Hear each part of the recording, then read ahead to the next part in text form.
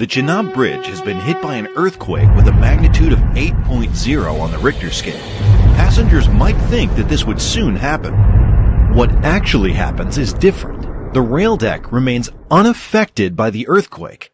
Can you explain how this is possible? The answer lies in the spherical bearings. The lower part of each bearing moves with the ground, but this motion does not transfer to the upper part. To isolate the rail deck, the Chenab Bridge also makes use of expansion joints. The way expansion joints work is a feast for the eyes. The movement of the box-shaped rubber structure makes this functioning possible. To understand why this bridge is safe, even in seismic zone 5 area, let's take a cross-section of its foundation. You can see a lot of interesting stuff here.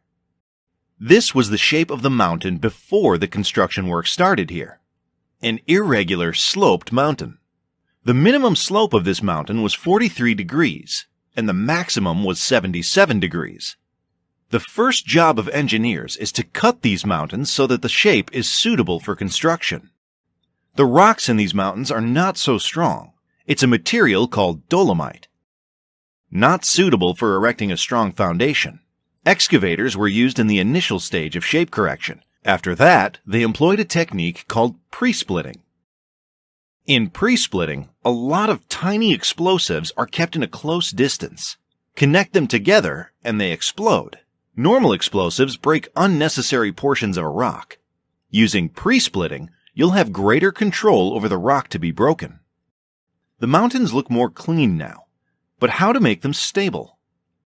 The engineers used 3 methods to stabilize the slope: grouting, the use of anchor block, and shotcrete. The Himalayas are young mountains. The rocks in this region have a lot of minor cracks inside them. In the grouting technique, we inject cement into these voids. The cement acts as a glue, and the rock becomes stronger. You might have seen a lot of strange-looking blocks in construction photographs of Chenab Bridge. This is a smart slope stabilization technique called anchor block stabilization. In this method, the workers make holes on the slope. After that, they insert a special rod with a lot of tendons in it. In this project, they used divvy-dag tie rods. Now it's time for grouting. Once the grout is hardened, a block is kept on the rod. Now comes the use of a powerful hydraulic jack. The hydraulic jack pulls and keeps the steel tendon in extreme tension. After that, using a wedge arrangement, the steel tendon is kept in tension, even if the hydraulic jack is removed. Now, can you predict the force produced by the concrete block? The steel tendon in tension wants to reduce its length, but the block is not allowing that. This means the concrete block will press the slope inward. This compressive force will greatly increase the stability of the slope. Their next technique is shotcrete. Using this special machine, concrete is sprayed on the mountain rocks. This technique increases the stability of the mountain further. Now, the mountain is ready to support the heavy steel material. Next, they prepare the concrete foundation so that the steel piers of the bridge can be erected on it. Erection of the steel piers is done in a rather straightforward way. But how to erect the arch? No crane in the world will be able to do this task. That's why the engineers first erected the longest cable crane tower in the world, with a span of 915 meters. This cable crane is capable of lifting up to 35 tons. All the structural elements needed for the bridge were transported via these cables. Each arch segment is made up of box sections of 10 to 12 meters length. The different elements of the arch were connected together mainly using nuts and bolts. More than 600,000 of nuts and bolts were required for this work. The arch construction is progressing in a step-by-step manner. During all these processes, you can see cable stays supporting both halves of arches from the steel pier. Without these cables, you can guess what will happen to the arches. They'll fall down due to their own weight.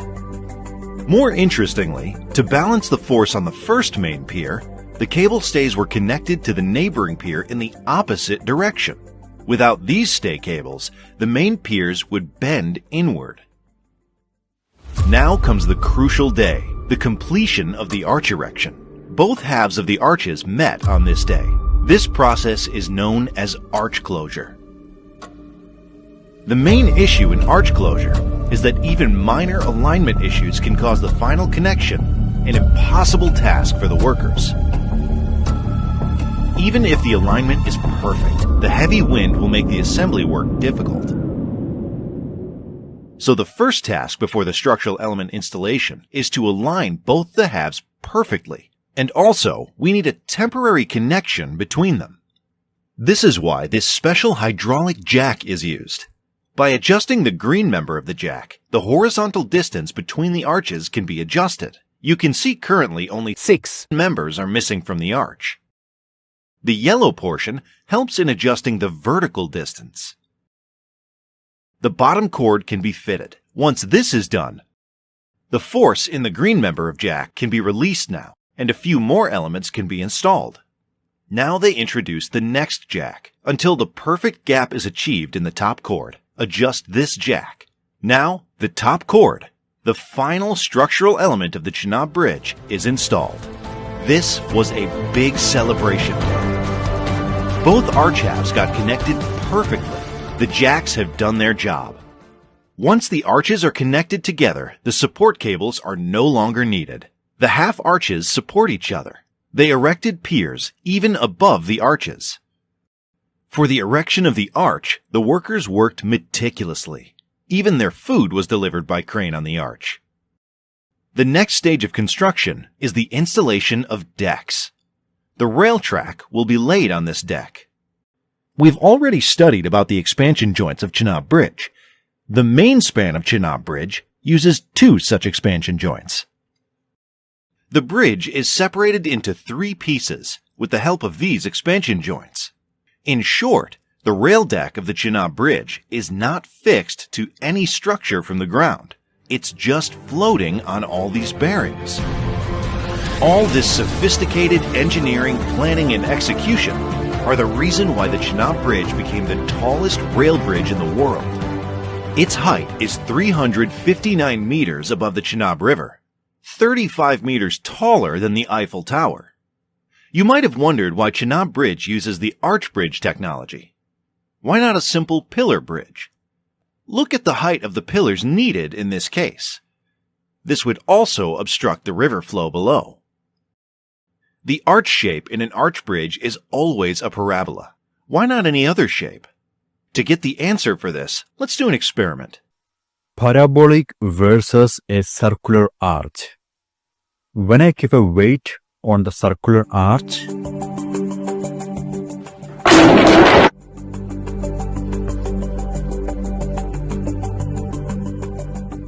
now let's keep the same weight on the parabolic arch.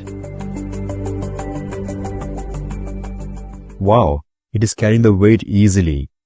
Let's add one more weight. Perfect. It is even carrying an extra weight. So parabolic arch is obviously a super strong shape. Now it's time to prove logically why parabolic arch is the best self-supporting structure. Let's tie a gigantic chain across the mountains of the Chenab. Thank you, King Kong, for your help. The shape this chain forms is a catenary. However, for simplification, we can approximate this shape as a parabola. Even if you try to hold it in some other shape, it won't stay there. A chain can support only a normal tension force. Now the tricky part. Let's solidify this parabolic chain. Now let's flip the direction of the gravitational force. Since the external force has flipped its direction, the internal stress will also flip its direction and become purely compressive. Now just flip this entire arrangement. Wow! It becomes an exact arch bridge. The compressive force developed by this parabolic structure is exactly at the middle of the section. Such structures aren't always stable. You can see why a structure may not be stable when the forces do not have this quality. This is why the parabolic arch is the best self-supporting structure. Now let's construct a road deck below this arch. This arch bridge is unnecessarily huge. There's one more way to achieve the same objective. Just shift the supporting arch down. Here again, the force induced in the arch is the same. If you were the chief engineer in charge of this project, which design would you choose? Obviously, the above-deck design, right? The reason is simple. You will save a ton on construction materials. The Chenab Bridge uses a ballastless track. Almost all high-speed railway projects use this technology. These animations illustrate how the different components in the ballastless track absorb vibrations. This bridge is designed to support a train with a maximum speed of up to 100 kilometers per hour. Ballast tracks have the issue of dust pollution, and they have a low life expectancy. So far, we've seen 2 expansion joints of Chenab Bridge. It should be noted that the bridge has one more expansion joint, but slightly away from the arch section. In short, the 3 expansion joints separate the bridge into 4 pieces. The bridge is even designed for redundancy. This means even if one of its piers gets damaged, the bridge will still remain stable. The train will still be able to cross the bridge, but at a maximum speed of 30 kilometers per hour. Chenab Bridge is connecting the Kashmir Valley to the rest of India via rail link for the first time. Huge mountains, weak rock, inaccessible terrain, heavy wind, and earthquake-prone area. Chenab Bridge project overcame all these hurdles and became the tallest railways in the world. Hats off to the engineers behind this project for their brilliant design and meticulous execution. Before you leave this video, please subscribe to this channel, and if you truly want to support us, please check out our Patreon page and pledge your support. Take care. Bye-bye.